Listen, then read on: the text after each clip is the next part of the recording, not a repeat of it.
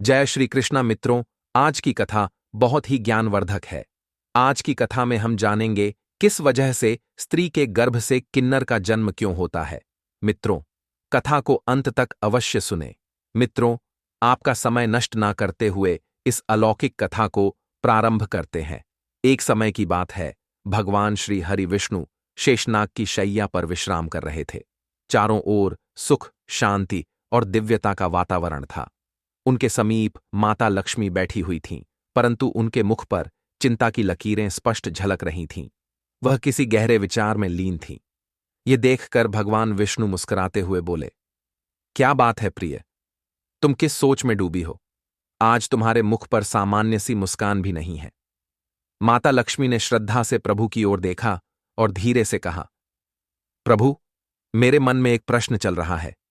यह प्रश्न शायद वही है जो कभी नारद मुनि ने भी आपसे पूछा था, परंतु उस समय मैं उपस्थित नहीं थी। आज मैं स्वयं आपसे उस प्रश्न का उत्तर जानना चाहती हूं।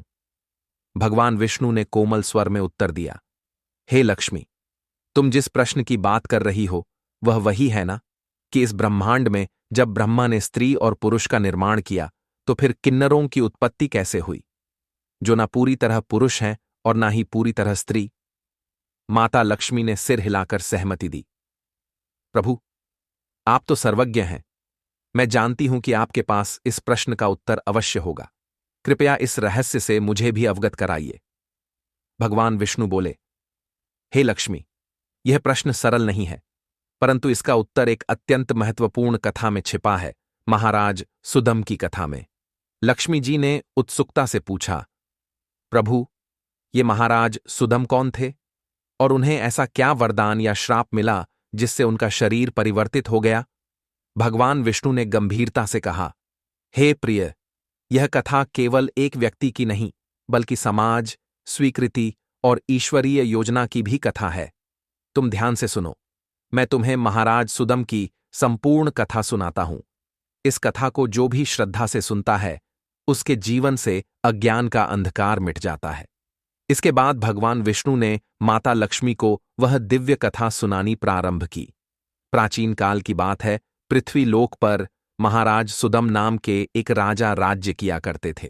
वे बड़े ही पराक्रमी, धर्मपरायण, सत्य धर्म का पालन करने वाले शूरवीर और जितेंद्रिय थे। उन्होंने अपने कर्मों से कुल का गौरव बढ़ाया था। महाराज सुदम दान, शूर और विद्वान थे। उनके राज्य की प्रजा उनसे अत्यंत संतुष्ट रहा करती थी। एक दिन महाराज सुदम घोड़े पर सवार होकर शिकार करने के लिए जंगल में चले गए। उनके साथ सिपाही और कुछ मंत्री भी थे। महाराज ने अपने कानों में कमनीय कुंडल पहने थे। उनके पास आज गर्व नाम का धनुष था और बाणों से भरा हुआ तरकस धारण करके वे जंगल में भ्रमण करने लगे। उसी जंगल के पास एक कुमार नाम का जंगल था, जो बहुत ही सुंदर दिखाई पड़ रहा था। वह वन दिखने में तो अत्यंत सुंदर, किंतु भयभीत करने वाला था। उस वन में भगवान शिव की माया फैली हुई थी, जिस कारण से वह वन पृथ्वी पर स्वर्ग की तरह प्रतीत हो रहा था। अनेक जंगली पशुओं की ध्वनि दूर दूर से सुनाई पड़ रही थी, जिसे सुनकर राजा का मन सुख की अनुभूति कर रहा था। कोयल पक्षियों की मधुर ध्वनि कानों में पड़ने से महाराज सुदम अत्यंत प्रसन्न हो रहे थे। जैसे ही महाराज सुदम ने कुमार नाम के उस जंगल में प्रवेश किया, उसी क्षण उनका शरीर स्त्री रूप में बदल गया। महाराज का घोड़ा भी घोड़ी के रूप में बदल गया। उनके साथ आए हुए सभी सिपाही और मंत्री भी स्त्री बन गए। अचानक हुए इस विचित्र बदलाव को देखकर महाराज और सभी सिपाही आश्चर्यचकित हो गए और चिंता में पड़ गए। वे मन ही मन सोचने लगे, यह क्या हो गया महाराज? सुदम अपने स्त्री रूपी शरीर को देखकर बहुत दुखी होकर लज्जित हो गए और अपने सिपाहियों से कहने लगे, यह हमारे साथ क्या अनिष्ट हो गया है? हम सभी अचानक से पुरुष से स्त्री कैसे बन गए? अब हम क्या करें? स्त्री का शरीर लेकर हम घर कैसे जाएं और कैसे मैं राज्य का संचालन करूंगा? हमारी प्रजा हमें देखकर क्या कहेगी? फिर माता लक्ष्मी भगवान विष्णु से कहती है, हे प्रभु, आपने यह बड़े आश्चर्य की बात कही है। देवताओं के समान तेजस्वी राजा सुदम को स्त्री का शरीर कैसे प्राप्त हो गया? इसका क्या कारण है? कृपया बताइए। उस रमणीय वन में राजा ने ऐसा कौन सा कार्य किया जिससे उन्हें स्त्री का शरीर प्राप्त हुआ? कृपा करके विस्तार से बताइए। तब भगवान विष्णु माता लक्ष्मी से कहते हैं, हे प्रिय, इसके पीछे भगवान शिव की ही माया है। भगवान शिव की माया से ही महाराज सुदन को और उनके सिपाहियों को स्त्री का शरीर प्राप्त हुआ है, इसलिए अब तुम इसे ध्यान से सुनो। एक समय की बात है, भगवान शिव और देवी पार्वती इसी वन में एकांत में विहार कर रहे थे। तभी संका दंगल से 10 दिशाओं को प्रकाशित करते हुए भगवान शंकर के दर्शन करने के लिए उस वन में आ गए। सनकादिक मुनियों को किसी भी प्रकार का बंधन नहीं है, वे बिना आज्ञा लिए किसी भी स्थान पर कभी भी आ जा सकते हैं। फिर जब वे चारों मुनि भगवान शंकर के दर्शन के लिए उस वन में आ गए तो उन्होंने देखा कि देवी पार्वती और भगवान शिव एकांत में विहार कर रहे थे। सनकादिक मुनियों को अचानक से उस स्थान पर आता हुआ देखकर देवी पार्वती अत्यंत लज्जित हो गई। देवी पार्वती तुरंत भगवान शिव से दूर होकर खड़ी हो गई। जब उन चारों मुनियों ने देवी पार्वती और शिवजी को एकांत में विहार करते हुए देखा तो वे तुरंत ही वहां से लौटकर नर नारायण के आश्रम की ओर चले गए। जब भगवान शिव ने पार्वती को लज्जित होकर दूर खड़ा हुआ देखा तो वे कहने लगे, हे प्रिय, तुम इस प्रकार से लज्जित क्यों हो रही हो? वे चारों तो हमारे पुत्र के समान हैं, उनसे तुम्हें जाना नहीं चाहिए। देवी पार्वती कहने लगी, हे प्रभु, स्त्री को अपने पुत्र के सामने भी कभी पति के साथ विहार नहीं करना चाहिए, उसे सदैव ही मर्यादा में ही रहना चाहिए। आपने तो कहा था इस स्थान पर कोई नहीं आएगा, फिर हमारे एकांत में विघ्न निर्माण करने के लिए यह चारों मुनि कहां से आ गए? आप तुरंत ही कोई ऐसा उपाय कीजिए जिससे कोई भी इस वन में ना आए, नहीं तो मैं इस स्थान से चली जाऊंगी। तब भगवान शिव ने कहा, हे प्रिय, ठीक है, तुम्हारे इस दुख को दूर करने के लिए मैं अभी उपाय करता हूं। हे प्रिय, आज से ही इस वन में कोई भी पुरुष भूल से भी आ जाएगा तो वह स्त्री हो जाएगा। भगवान विष्णु माता लक्ष्मी से कहते हैं, हे प्रिय, उस दिन से जो भी उस वन में जाता है वह स्त्री बन जाता है। जो जो लोग यह जानते हैं कि उस वन में शिवजी की माया फैली हुई है, वे भूल से भी उस वन में नहीं जाते हैं। किंतु महाराज सुदम इस बात को नहीं जानते थे और वे अज्ञानवश अपने सिपाहियों के साथ उस वन में चले गए और शिवजी की माया के प्रभाव में आकर उनका पुरुषत्व नष्ट हो गया और वे सभी स्त्री बन गए। स्त्री का शरीर प्राप्त होने के बाद महाराज लज्जावश घर नहीं गए और उसी वन में इधर उधर भटकने लगे। स्त्रीत्व प्राप्त होने के कारण उनका नाम इला पड़ गया। इस प्रकार से महाराज सुदन इला के रूप में वन में अपनी सखियों के साथ इधर उधर भटकने लगे। एक दिन वे सभी वन में सुंदर जलाशय के पास खेल रहे थे। उसी समय चंद्रमा के पुत्र बुध उसी स्थान से गुजर रहे थे।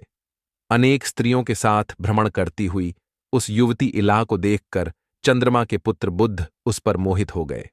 उस इला के सुंदर तथा मनमोहक रूप को देखकर बुद्ध जी मंत्रमुग्ध हो गए और उसी क्षण उनके मन में उस इला को पाने की इच्छा प्रकट हो गई।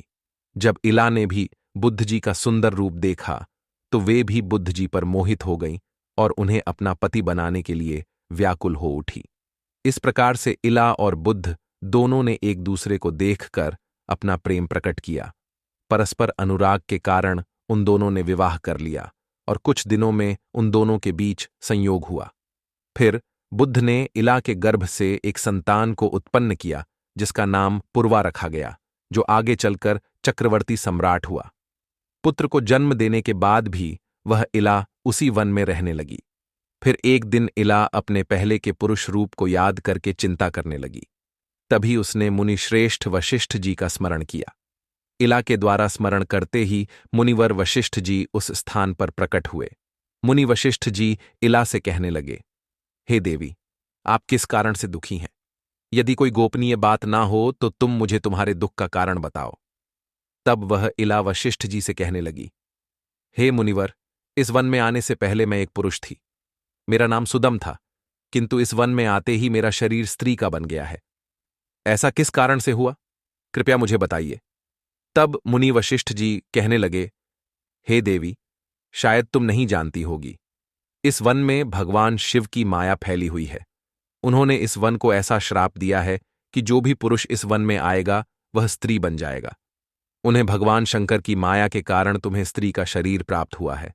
फिर वह इला कहने लगी, हे मुनिवर, कृपा करके मुझे मेरा पूर्ववत शरीर प्रदान कीजिए। मेरी प्रजा मेरे बगैर दुखी है। मैं ऐसी हालत में अपने राज्य में नहीं लौट सकती। मुनि वशिष्ठ जी से महाराज सुदन की ऐसी अवस्था देखी नहीं गई। महाराज बड़े शूरवीर और पराक्रमी थे, किंतु शिवजी की माया के कारण उन्हें स्त्री का रूप प्राप्त हुआ था। वशिष्ठ जी कहने लगे, हे वत्स, तुम चिंता मत करो। मैं भगवान शिव से प्रार्थना करके तुम्हारी सहायता करूंगा। तब वशिष्ठ जी ने उसी स्थान पर समस्त लोकों का कल्याण करने वाले भगवान शंकर की आराधना करना आरंभ किया। भगवान शंकर वशिष्ठ जी की आराधना से अत्यंत प्रसन्न हुए और साक्षात उन्हें दर्शन देकर कहने लगे, हे मुनिवर, मैं आपकी भक्ति से अत्यंत प्रसन्न हूं। आपको जो भी मनोवांछित वर चाहिए उसे मांग लो। तब वशिष्ठ जी भगवान शंकर से कहने लगे, हे प्रभु, आपके दर्शन से मेरा व्रत सफल हुआ। हे भोलेनाथ, मेरी बस यही कामना है कि आप मेरे शिष्य महाराज सुदन को पुनः पुरुष बना दीजिए। फिर शिवजी ने कहा, हे मुनिवर, मेरी ही माया के कारण सुदम को स्त्री का शरीर प्राप्त हुआ है, इसलिए मैं ही इसे पुरुष का शरीर प्रदान करता हूं। किंतु राजा सुदम एक मास के लिए पुरुष बने रहेंगे और एक मास के लिए वे स्त्री बने रहेंगे। इतना कहकर भगवान शिव उस स्थान से अंतर्ध्यान हो गए। इस प्रकार से वशिष्ठ जी की कृपा से और भगवान शिव के आशीर्वाद से महाराज सुदम को एक मास के लिए पुरुष का शरीर प्राप्त हुआ और वे अपने राज्य में लौट गए और सुखपूर्वक राज्य करने लगे। जब महाराज पुरुष के रूप में होते तो वे अपने नगर में जाकर राज्य किया करते थे, और जब वे एक मास के लिए स्त्री के रूप में होते तो वे वन में आकर ही रहने लगते थे।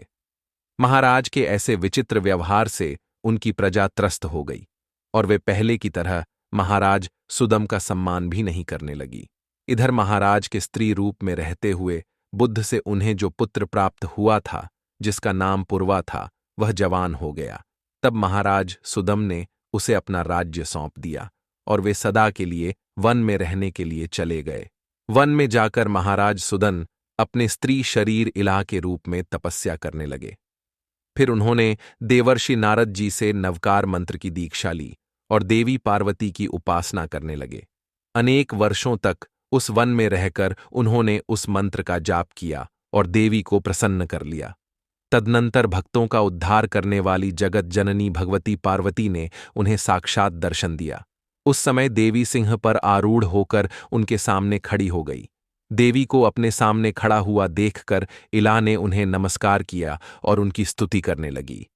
हे जगत जननी, मैं आपके चरण कमल की वंदना कर रही हूं। कृपा करके मुझे इस शरीर से मुक्ति प्रदान कीजिए। तब देवी ने उस पर प्रसन्न होकर कहा, हे इला, आज तुम्हें स्त्री शरीर से मुक्ति मिल जाएगी और तुम परम पद को प्राप्त कर लोगी।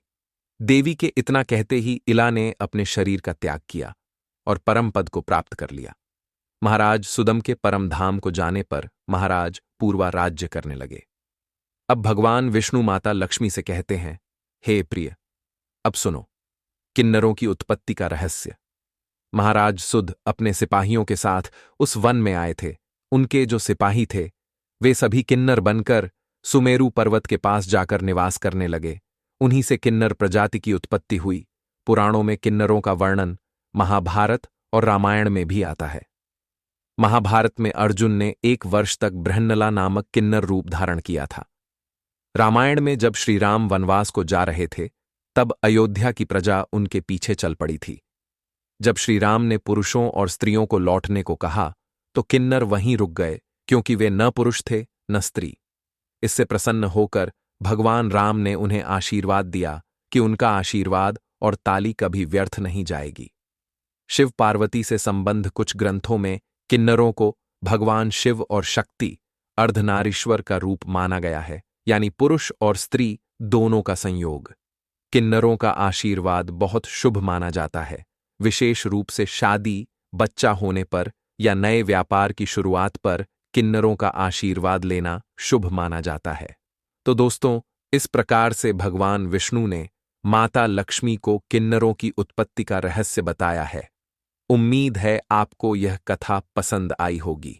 वीडियो को लाइक जरूर करें और कमेंट में जय श्री हरि विष्णु और हर हर महादेव जरूर लिखें। जय श्री कृष्ण मित्रों। किस पाप के कारण किन्नर का जन्म मिलता है? क्या आपने कभी सोचा है कि ऐसा कौन सा पाप है जो इंसान को अगले जन्म में किन्नर बना देता है?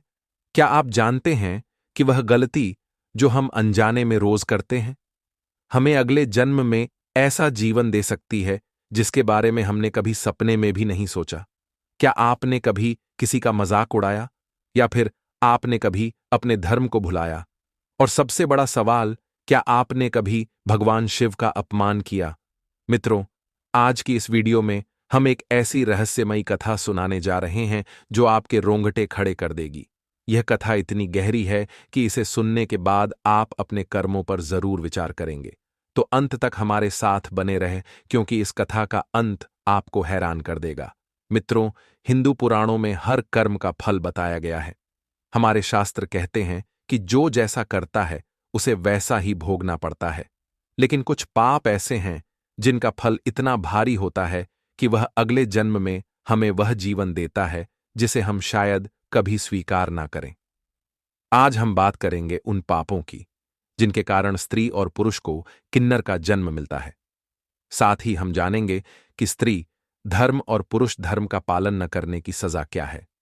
यह कहानी शुरू होती है यमलोक से, जहां धर्मराज अपने सिंहासन पर विराजमान थे। तभी अचानक से वहां माता लक्ष्मी आ जाती हैं और माता लक्ष्मी को वहां देखकर धर्मराज कहते हैं कि हे देवी लक्ष्मी, आज अचानक से आपका आगमन यमलोक में किस प्रकार हुआ? अवश्य ही आपके मन में कोई गहन प्रश्न चल रहा है जिसका उत्तर जानने आप यमलोक आए हैं। तो माता लक्ष्मी रहती हैं कि हे धर्मराज, हर व्यक्ति के कर्मों का फल आप ही देते हो।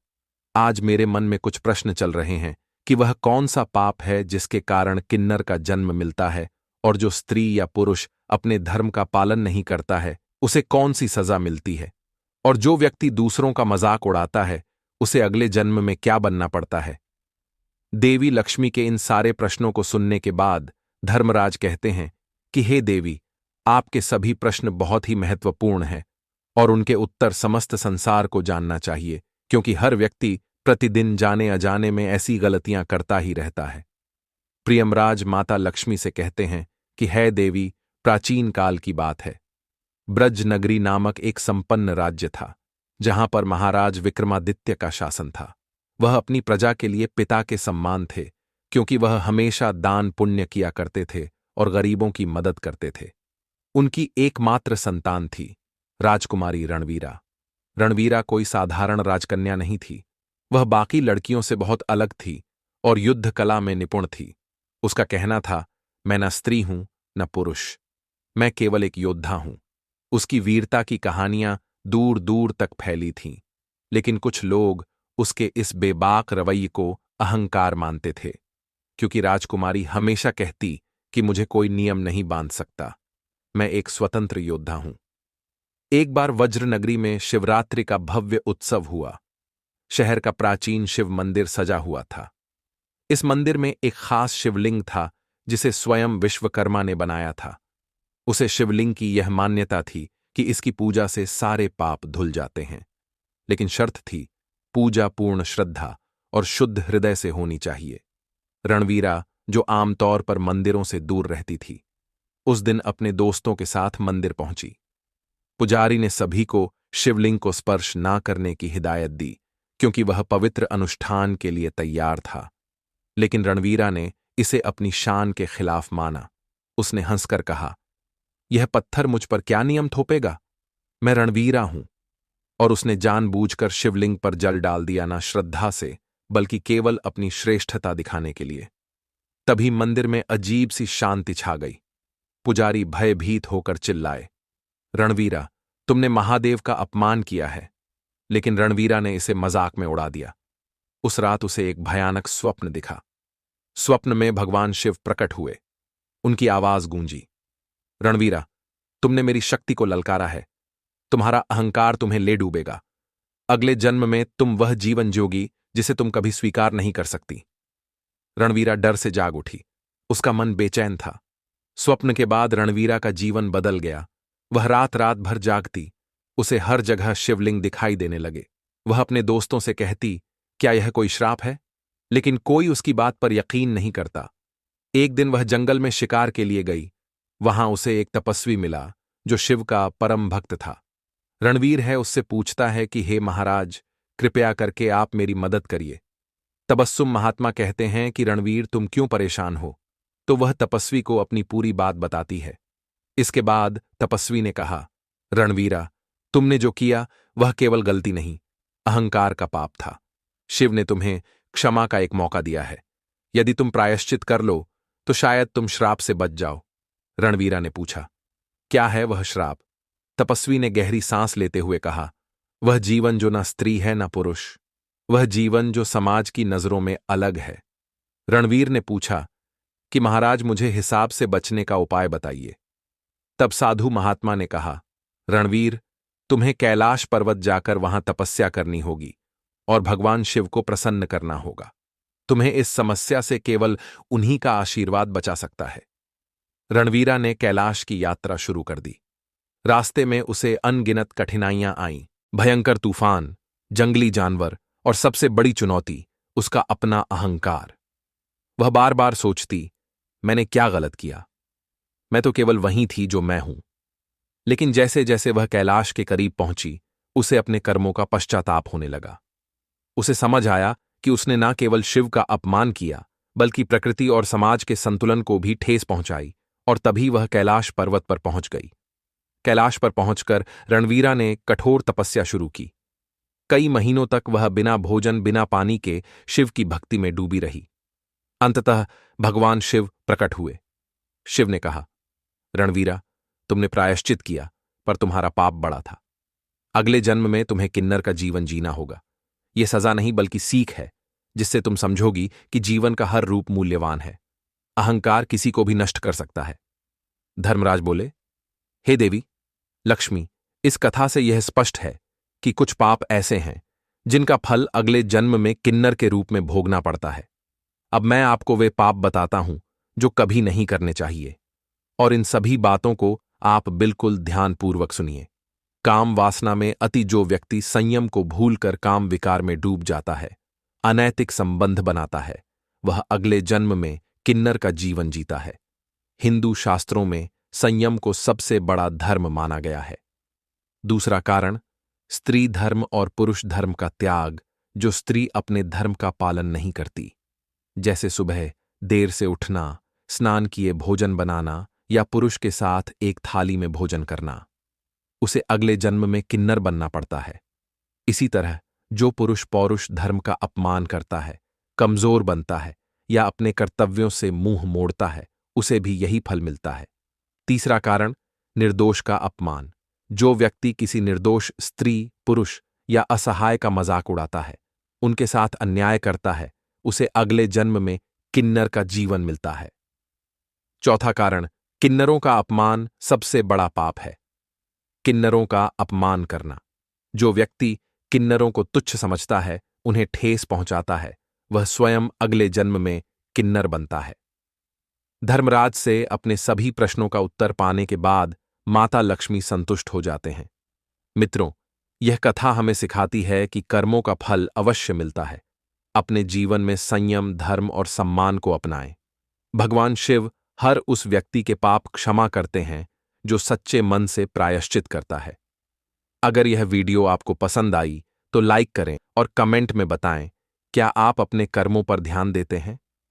जो लोग अपने कर्मों पर ध्यान देते हैं, वे कमेंट में जय श्री कृष्ण जरूर लिखें। मिलते हैं जल्द ही एक और नई और रहस्यमयी कथा के साथ। आप सभी का हृदय से धन्यवाद।